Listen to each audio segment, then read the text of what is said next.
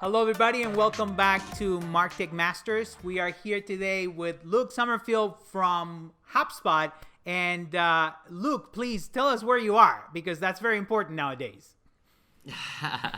Hello, my friends. My name is Luke Summerfield, and I am in sunny San Diego is where I live. But as you all know, we're sticking inside a lot today, so not too much sun the last couple weeks. Yeah, definitely. So, Luke, we're going to talk about HubSpot and specifically the HubSpot CMS today. But tell me, for people that don't know you, tell me a little bit about yourself, your history with HubSpot, your history with the development team, the CMS, and what we're going to talk about today. I've been in, very much like yourself, I've been in the HubSpot bubble for a long time. I mean, I think we're going on 9 years, and about 5.5 years at HubSpot. And before that, I actually worked at a partner agency, and so working with clients directly, implementing HubSpot for about 3.5 years. So it was really great to see that perspective. That agency got acquired. I moved on to HubSpot and did quite a tour of duty over the years across all different departments, from marketing to the partner program to the last few years in product. And all of those have been around the theme of building things on the CMS, from development to the marketers to the strategy. And so that's the world that I've been living in. That's awesome. Again, thank you for joining us today. Of course, these are tough times. You're at home. I'm at home. Most of the world, hopefully, is at home. And things are changing. So do you have any advice for people? You being on the go and living remote for your whole life, pretty much. Do you have any advice for people to adapt to these new times, or try to, be human and connect with people in these tough times? I've been remote now for a little over 2 years, fully remote. And before that, I had the fortunate opportunity of traveling quite a bit and kind of working on the road for about 6 months out of the year before that. So there's definitely a little bit different approach. I mean, at the end of the day, like you said, we're all humans. We're all just trying to connect. And I think it's a lot easier to do that, obviously, when you're in person, and certain things you take for granted are no longer available to you. So, we're all very fortunate these days. We have things like Zoom, we have things like Slack that we can take advantage of. But to speak to your question directly, I would compartmentalize it into two parts. First is, how as a company do you need to adapt? And then secondly, how as you as an individual? Because the things that I do personally, I need to change. I had to radically change my schedule for working remotely. A couple things for company. I mean, there's a lot of stuff out there already on how companies can adapt, so I don't want to I'm sure an easy Google search will pull up quite a few, but some things that I found quite helpful is, one, if you're using Zoom and you're using Slack and Google Calendar, on Google Calendar, make sure to add Zoom meetings by default. That's a really easy way to cause a lot of confusion, where people have a meeting scheduled and no one knows where the heck y'all are meeting. Oh, you hear my Google, they heard me. And then having it in Slack, you can integrate in Slack. So on the fly, you just do /Zoom, pops up a meeting. And so it just kind of makes it connecting with people a lot less friction. There's a lot less friction with just like getting on a call and chatting, which Definitely. I think is cool. The other thing, a lot of companies are doing little water coolers where they actually schedule a time off. We have with my team, and as a company as a whole, we have a number of different ones scheduled just for us to catch up, have happy hour, that sort of thing. And that's been nice. And I think the other thing is, when we're in the office, there's definitely a need to kind of like get started in a meeting right away. And there's kind of like this bad, small talk is actually like, you don't want to, small talk is bad. But especially in these times where you are so isolated, especially for folks, like a lot of this is just having empathy for other folks and understanding that someone else is maybe at their house alone for 24 hours a day, and they aren't having the normal conversations and interactions they are. And so spending some time in the beginning of the meeting just to like, all right, before we get to all that boring work stuff, like, tell me what's going on? How are your kids? How's your dog? Like, oh, I see you got this in the background. You got all kinds of Disney stuff. Like, what's your favorite ride at Disney? Like, that sort of stuff can go really a long way. And I don't think at this time we should consider it small talk. I agree. I think we've had a lot of that lately, where people are starting to open up and do more things, even when it's work related. We have our coffee talks in the morning. Instead of making the coffee talk series, we have coffee together at 9 a.m. every morning, with the team. And that has been, sometimes we talk a little bit about business. Sometimes we talk about the changes, but sometimes it's like, hey, everybody has groceries. Anybody needs a tip on, where to get this? Or, hey, I went to this Publix supermarket and they have this, you know what I mean? Just talking about the daily challenges, right? It's so important to be human today, and that is also a matter of business nowadays, because being human is not just a matter of you with your friends. It's also, how do you communicate with your customers, with your potential customers, and everybody else. So I believe that's also going into that direction, be more human, right? Yeah. Of course. Yeah. At the end of the day, a business is nothing more than just a group of organized individuals. Definitely. Or just all humans that are just organized with a bunch of made-up titles and a bunch of made-up structures. But at the end of the day, you boil it down, it's just a bunch of humans hanging out and doing good work. So awesome. It's important to remind ourselves of that. Awesome. So let's talk a little bit about the HubSpot CMS. And also, why would someone go to the HubSpot CMS and choose that platform instead of a open source platform like WordPress or Joomla or Drupal or a Wix or something like that? Do you want to tell us a little bit of where HubSpot is in that, the different the different types of technologies that you can do, either in the cloud, in a server, and things like that? Yeah, let me explain actually like three trends that we're seeing, three things that are shifting in the web industry, the way that we think about websites. And those shifts informed what we launched yesterday publicly, which was the CMS Hub. This is the evolution of our existing CMS. And those three shifts are, first, the culture that comes along with, I guess the three shifts are culture, process, and technology. Culture meaning, how does a company think about the website as a part of their business, and how do they think about it as a tool to grow their business? Process meaning the way that you go about actually like building the thing and optimizing the thing, and then technology, which is more directly to your question, what technology are you building on top of your website that supports the culture and the process? Really quickly on the first two, and then we'll dive into the technology. The culture side, we saw traditionally companies very much think about their website as a business expense, just kind of a necessary evil we got to do. It's a very much a static brochure is kind of how the company traditionally has viewed the website, and very much a kind of like a set it and forget it type of a thing. Modern companies, if you look at what companies like HubSpot and Facebook and Google, all these hyper-growth companies are doing and the way that they approach their website, their culture is very much that their website's a business investment. So every time you build and add things to your site, you're investing in making the flywheel spin faster and faster and faster. They see it as a product. So it's not just a static brochure, but just like all the other products and services their company offers, they view the website as a legitimate product they offer. Might be free, might be paid. They might have some paid membership sections, but it's a product, and they treat it just like a living, breathing product over time. And so that's the culture. Then the process, if you think about traditionally how companies build websites, it's very much a business-focused strategy. It's a lot of me. It's not human-centric like you talked about, customer-centric. It is very much a painful, large project. It's 3, 6, 9 months, goes over budget, delivered late. It's a whole nightmare. And then because of that, people just set it and forget it. Again, they're just like, it's done. I'm not going to really invest in my website or touch it for the next couple of years till we get a redesign. And we've learned that there's a modern approach. At HubSpot, we call it growth-driven design. And there's 3 elements to that approach, which is a customer-centric strategy. We want to view the world through the lens of our customers and weave the website in as a part of that story. Then we want to build something that looks and performs better than what you have today, but not make it perfect, not spend all day trying to like make everything perfect, because we know that the only way to get to perfect is to get something out there.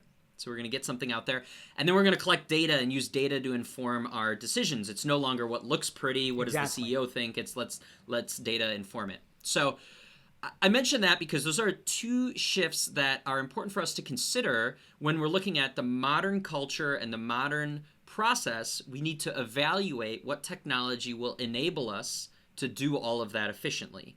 And so that's one thing. Now, if we look at the technology specifically, what we've seen in traditional, we kind of bucket it into traditional CMSs. The problem with traditional CMSs is they are, as your business grows, you have to, you basically are demanding more and more out of your website. More pages, more blog content, more interactivity, membership logins. And so what happens is you start adding all this in, and as you add in more things, it becomes a more complex system.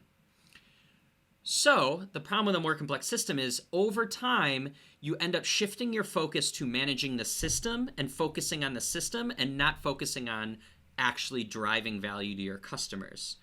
And I think it's like a very subtle thing. And there's a couple other little nuances to that. As the system gets complex, you find that there becomes gatekeepers.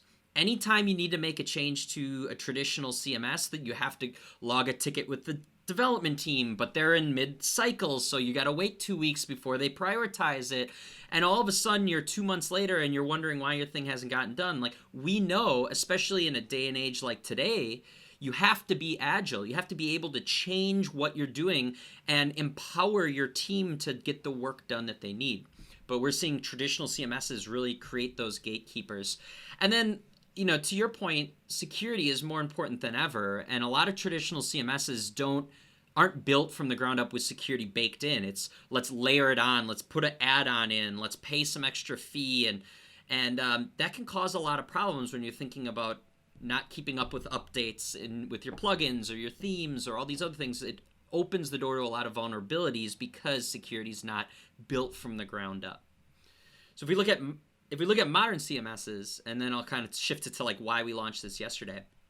Modern CMSs, we said, okay, why do we even force a company to have to manage the system themselves? Why don't we build it on a SaaS infrastructure, just like every other software category is built in SaaS these days? Like, it's insane that this isn't just built in a SaaS infrastructure. So let's build on a SaaS infrastructure where all the maintenance, all the security is just taken care of for you. And you don't even have to worry about it. You can just focus on your customers, not your systems. And we also wanted to, as we look to modern CMSs, they are, again, we want to try to build a system that allows marketers, the people actually hands-on using the site, to just be able to do what they need to do to generate leads, to do the work, to drive results. Exactly. They don't have to go to a gatekeeper. You can rely as much or as little on a developer as you want.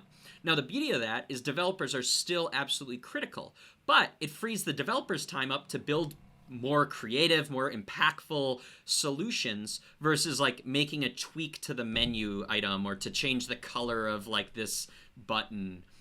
And so that's like when you look at modern CMSs, they empower the marketer and try to free up the developer's time to work on more impactful stuff. So you're letting the developer, you're giving the developer the right tools to be flexible, to actually create amazing experiences with the complexity they need. But at the same time, you're giving the marketer, the day-to-day person that needs to do changes, all the power they need to actually do that very quickly. And I believe that that's one of the biggest shifts in us moving from technology from like Joomla, WordPress, and things like that, like we did 6 years ago, into HubSpot. With the HubSpot CMS, we have empowered all of our customers to do all those changes themselves, save the money, save the time, and also be able to do it at 3 a.m. in the morning if they need to, or just have someone that knows how to do all those changes because it's very simple to use it, right? Yeah, exactly. Yeah, and there's so many implications to that in terms of how, again, being agile, like you said, like in this day and age, things change so quickly, and it's really important that you don't have this 3-week lag time to do anything on the site. The last two observations on CMSs, if you look at traditional CMSs, they are very much a one-size-fits-none kind of experience. We were talking earlier being human, right? And tailoring the experience for an individual. What are they looking for? And with traditional CMS, it's very difficult to do that. you end up having to basically create one experience, whether it's your first time visiting a site or whether you're a lifelong customer, whether you're a dealer versus a direct customer. And so modern CMSs give you the flexibility to build those personalized experiences. And then lastly, be able to like actually report on the results that your content efforts are getting, right? The CMO needs to know what we're investing in the website, what results are we getting? And traditional CMS is very fuzzy. It's really hard to tell directly what bottom line impact you're having. Modern CMSs are connected with your CRM. Everything's all synced. It's very clear to see the leads you're generating, the customers you're generating, and the revenue that those customers are getting.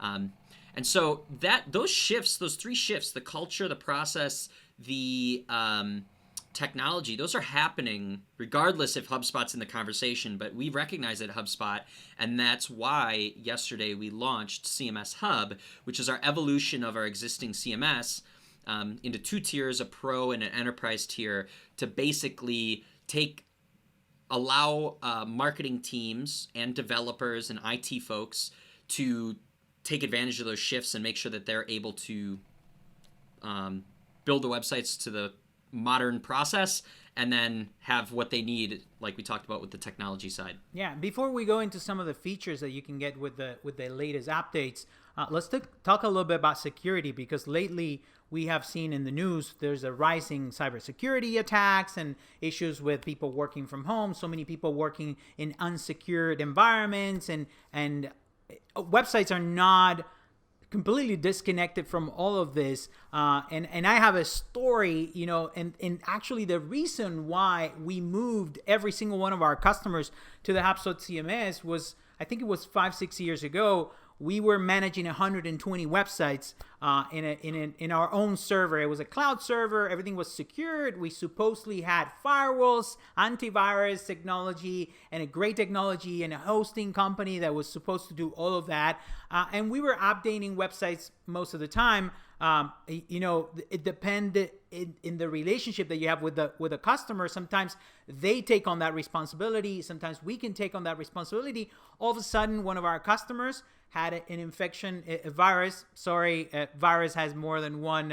And when we say virus, everybody is nervous today. But computer viruses can move into websites, and someone got infected in their network. That network passed because someone did an FTP into the server, the virus into the website. The virus was actually programmed to actually get into hosting companies, and that virus infected all 120 websites. So after it got into one account, it started reproducing around all of the other accounts. It took us 120 hours to fix this. 120 hours. That's crazy. But the thing is like in some weird way, because of the way traditional CMS is, that's just like kind of how it's always been, that we as companies just kind of accept like, hey, like we need to like layer on all the security. We got to keep an eye on it. Like hacks are going to happen. And, but it's a huge risk for your business. And especially when you're managing 120 websites, even if you're managing one website on WordPress has an average of 20 to 50 plugins. It's got a theme. It's got the core CMS itself. All of those things, one, need to get updated, and two, you're kind of relying on these third-party developers to keep their plugins up to date. I mean, a lot of developers, let's be honest, they build these plugins as side projects, and then they never end up actually like pushing updates on a regular basis. If you get an update, you have to keep on top of it. All that's to say is that when you don't have things up to date, when they slip out of date, which is quite common, there's big vulnerabilities to the stuff that you're talking about. And not only is that expensive, not only is that a legal risk, not only is that lost opportunity if the site is down for a while, but I mean, it's a lot of risk that, again, is kind of baked into how traditional CMSs work. Of course. And again, it took us, 120 hours. We're talking about a lot of work from the whole team to make it happen. In the meantime, some websites were down, some websites were not. We were recovering things from backup.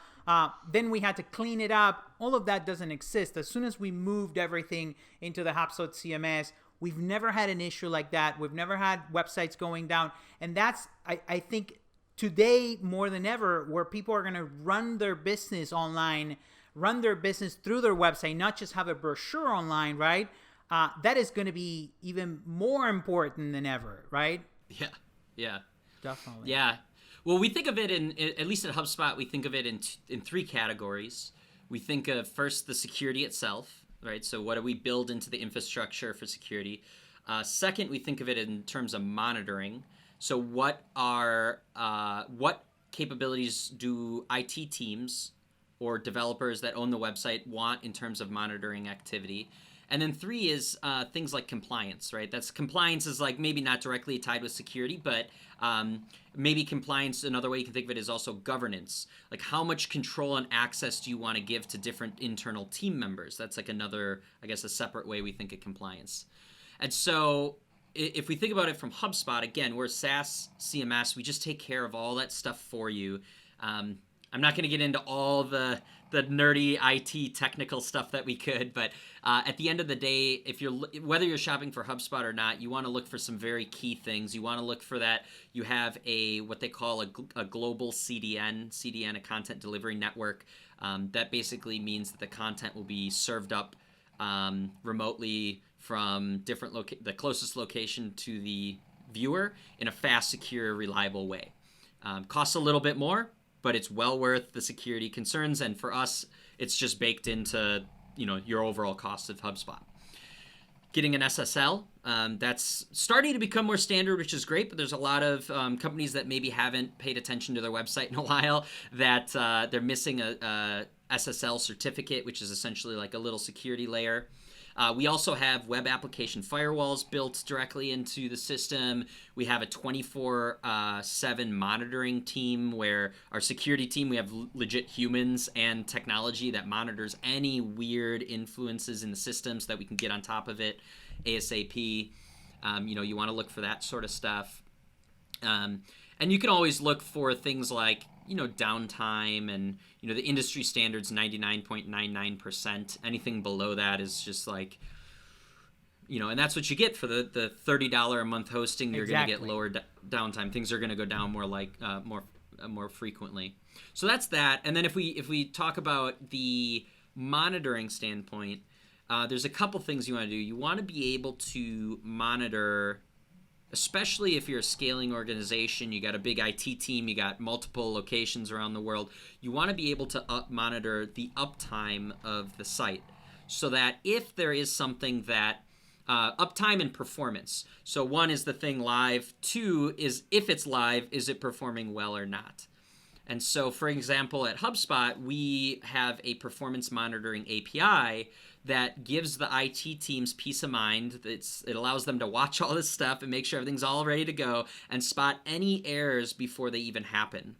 And that can get integrated into other, like a lot of security teams, like at a company or IT teams are already using something like SignalFX or Pingdom or some of these monitoring tools for their other systems. And they can just plug HubSpot CMS directly in there. And then the last one and then the other two that I'll talk about is around, again, that governance. And that means what content are we going to give either a team or an individual access to? And that's absolutely important, right? You can have a lot of interesting things security-wise that are not necessarily hacks. You could have a former employee that goes rogue, or you could have the wrong person having access to something they don't need, and all of a sudden they break a core part of the website. Yeah. And so it's very important, especially as you have a bigger site and more teams and you get into multinationals, that you can set permissions for this team or this individual has exactly what they need. They're not getting distracted by things they don't. We have also activity logging built in, where you can see an activity feed of all the actions happening, so that your IT team, if they need to audit anything or see where things are changing, they know way in advance. And then things like SSO, single sign-on, where you can control who has access to what through something like Okta or an SSO tool. And when you need, you can revoke access or give access at a heartbeat to all the different tools. You don't have to, I forgot to revoke their their access to this one thing in HubSpot. You can just do it all, their HubSpot access through SSO. So those are just a few things I can send along. We have a page that details all this in general, or in depth, and I can send it along if it's interesting. We'll share it in the show notes. on the blog for sure. For sure. Beautiful. Any other updates that you want to share from what you guys launched yesterday? Oh man! Anything like that? What's the most exciting thing? I'll give you one or two from. We have 2 tiers now, so we have Pro and Enterprise. Let me give you at least one from each. So Pro, this is the evolution of our existing CMS. So some of you might have been familiar. We've had a CMS for quite a while. It's been evolving quite a bit over the years. And one of the biggest distinctions that we did with this new launch that happened yesterday was totally reimagining the editing experience for a marketer and for a developer. If you've ever used or looked at our CMS, historically, we only really had one way for both of those people to do their work on the site, which was our design manager. And the design manager works well for some folks, but what we found was that it's not an ideal website building experience for developers and marketers. So we've offered now 2 distinct experiences. For developers, they can code locally. They can build all on their own machines using their editors, their frameworks, everything that they already are probably using if they've been coding for a while. They can pipe it up through GitHub for version control. They can use the CMS sandbox for QAing, and then they can pipe it into the production portal for the live once they're ready to go live. And so basically it gives them all the tools to hit the ground running for those developers that love to code locally. But from the marketer's perspective, very distinctly different experience. Marketers, 100% drag and drop, like very visual, drag the image over, resize it, add a new column, move a button, very, very visual. What you see is what you get, but they get to move it around in a visual way, almost like you're on a whiteboard and you're moving everything around on a whiteboard and making things bigger and smaller. And so there's that. The second thing that we included as a part of that is also in the editing experience is something called themes. So themes will allow marketers to change the look, the feel, the style of a site without having to touch any CSS code. So these are like knobs and dials they can change. And then the third thing is global editing. So in the past, it was a real pain in the butt to try to change an element that was replicated across the entire site, like a header or a footer or a menu. And so we've created a new editing experience for anything global that's really easy for marketers. They don't have to get into code. They don't have to go to the design manager. It's just right in the visual editor. Now, the beauty of that is these 2 experiences work seamlessly together. As the developer's coding in the way they want to work, the marketer can be editing visually, and they all work together. And the developer can determine what does the marketer's editor experience look like. So they get to determine, here are the knobs and dials we're going to give to the marketer so they can get their work done. Here's the styling options we want to give to the marketing team to enable them to get their work done. And so, there are some guardrails there. There's not a full keys to the kingdom. That's how things get broken and you have headaches. But you give the teams what they need to get their work done. So that in the Pro, I think, is one of the more exciting things. I mean, there's a lot of other things. A/B testing is now in the standalone, if you purchase the CMS on its own. We've done a lot with multi-language, so anyone who's got multiple languages, that's interesting. The list goes on and on and on. Enterprise, this is where I get super excited. I start to nerd out. So the Enterprise, just to kind of recap on who these tiers are kind of for, the Pro CMS Hub Professional is for fast-growing companies that are tired of being held back by those clunky management systems that require lots of maintenance and are difficult for marketers to get their work done. Kind of this whole story we talked about. Enterprise also does that, but it's for a little bit bigger companies, more scaling companies that want to build these powerful, personalized web applications, web experiences, and they start to have all these teams and all these locations. They need that governance on this like growing, scaling company. And so the feature that I'm most excited about is that web apps, being able to build CMS web apps on top of HubSpot CMS. And so that could look like quoting tools, calculators, payment processing, learning management systems, event registration systems, these very robust applications that are built directly into HubSpot CMS. And there's a few features in there that allow that. One is login functionality through our memberships tool. There is a new tool in there called Serverless Functions. And serverless functions, for those who aren't technical, the way you can think of it is like basically a little place to store applications so that you don't have to go elsewhere and spin up a server and deal with all the maintenance, all the stuff we were talking about. Just right in the CMS, you can just host, your little application. You can host your applications in there, and makes it super easy for the marketer to do what they need to do, and the developer doesn't have to spin up all these outside servers. And we have like reverse proxy support. There's, in both tiers, we have our HubDB database for dynamic content. So there's a lot of really interesting things. We're already seeing a couple companies that are, we just released it yesterday, but we already have a few folks that are sending us stuff they built, and it's pretty cool to see. That's awesome. I love to see the CMS going to the next level. It's been very easy to pretty much create a website for most of our customers, but then there is that extra complexity sometimes needed, and this new tier is going to allow us to do so much more in an easy way, have the developers do what they're best at, and then have the marketer be able to change whatever they need to change without breaking stuff. That is so critical for everybody. So such good news from the two tiers, and also from all the updates. I think it's going to be super exciting to continue to build websites in the HubSpot CMS. The other thing that I love about the CMS is how you can connect the dots between marketing, sales, customers, because that's the key to this whole thing. The website is not just that brochure anymore. It's connected to absolutely everything: marketing, sales, customer service, all in one place. And HubSpot is giving you that. Is the CMS plus the CRM plus your marketing, your sales, your customer service tickets. So you can make decisions on what you're showing, what you're doing, depending on what people do on your website. And that is the power of HubSpot as a whole, right? And I love that now the CMS is its own hub, where you can choose your level for each one of those hubs and customize your experience with HubSpot. Yeah, that goes back to, again, talking about how do you report on the ROI of your website and the content efforts. If you have these disjointed systems where the data doesn't talk and you're limited on what you can do because of that, you can't connect the dots, it's very, very difficult.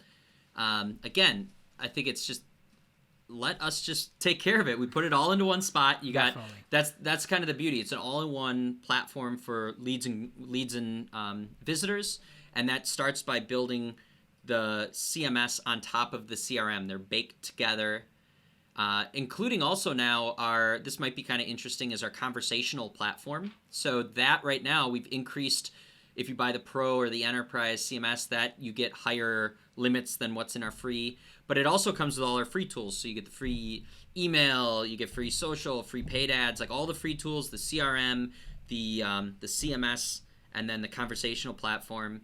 And then, like you said, those are just one piece of a puzzle. And to really build those customer experiences and grow your business, you need some of those other pieces. You really need to build out the marketing side of the business, the sales side of the business, the customer service side.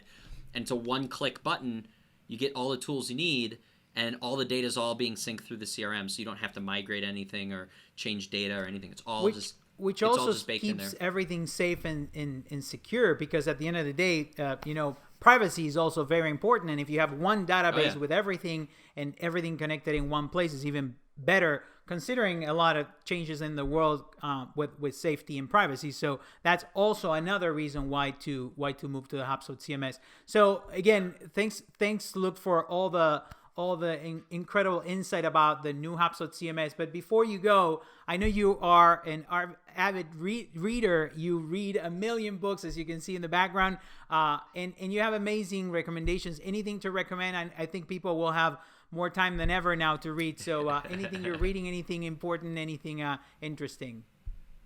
I always have a number of books going on. I kind of think of books as, I'll give you two tips. They're not going to be necessarily read this book, but it's 2 tips that I think will help a lot as people think of what to read. The first tip is I kind of think of books when I pick a book to read, I think of it almost like when I'm picking music. There's certain music that I want to listen to depending on my mood. If I'm like really chill, I want to put on some different music. If I'm really upbeat and I need to like get going or work out, I'm going to put different music on. So I usually have at least 3 books going. And sometimes that's Audible, paperback, Kindle, like format might also depend on what topic is. And I'll read a different book for the mood. So in the morning, I read something that's very different than if it's during the day or if I'm driving or if it's something like that. So that's the first thing, is recognize that you can pick a different book for different moods, and a lot of times that makes the reading more enjoyable. You're not trying to read something that's very, very, very serious when you're like just want something lighthearted and fun. And the second thing is I usually, the last few years, when I try to identify a theme for like, what do I want to learn? So for instance, this year my mantra is the world's a stage and you're the lead performer, which is like, like a cliche, but it's basically around communication and trying to improve my communication.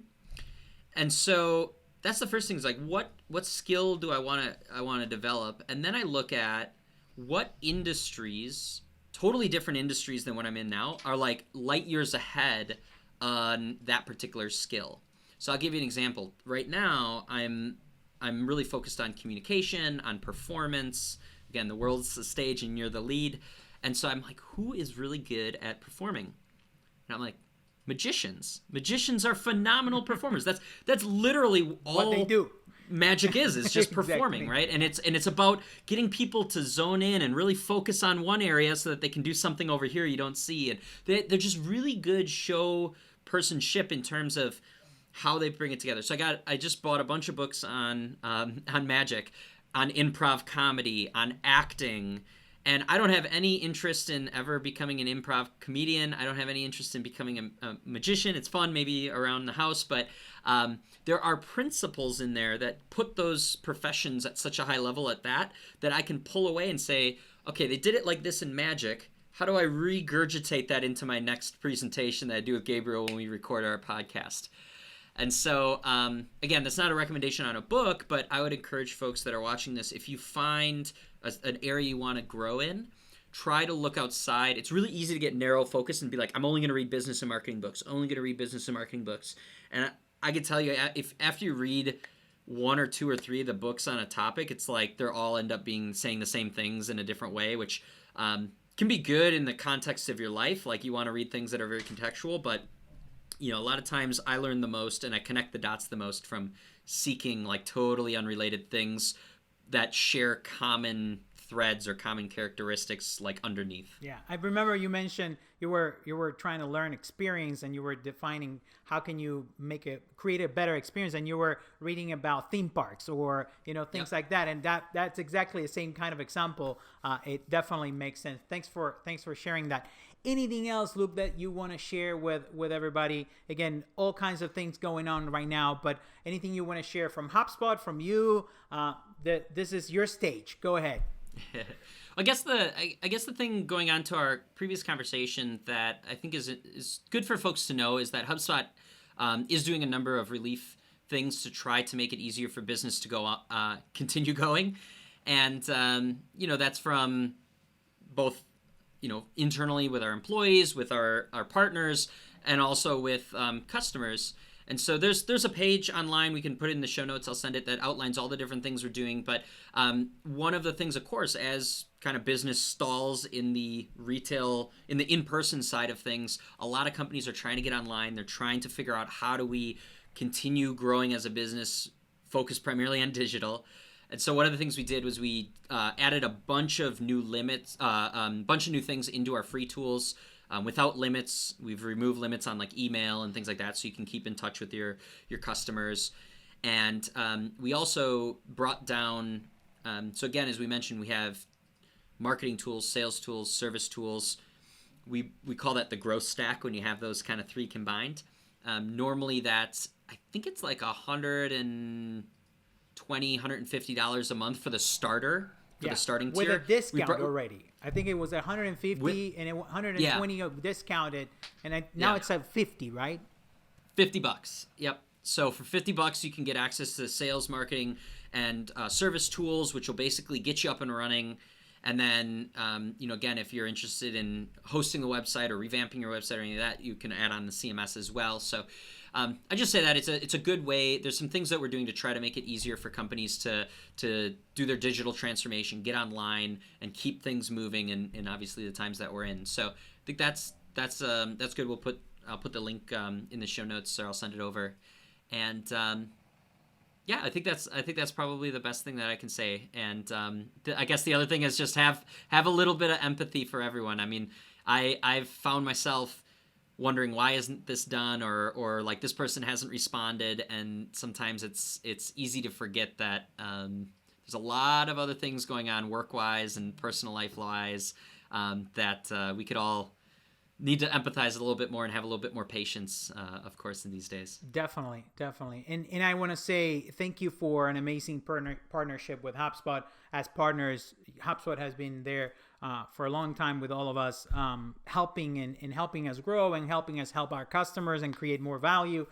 That continues to happen. And also they've been great through this crisis. So I want to thank you as one of the key members of HubSpot for all the stuff that you guys do, and you, Luke, especially for the CMS team and the amazing job that you guys have been doing to make this a very robust and very easy to use tool for everybody to make the most out of their website and use it as a growth tool, not just a brochure online. So thanks again, Luke, for being in MarTech Masters with us. And again, I really appreciate you having you here.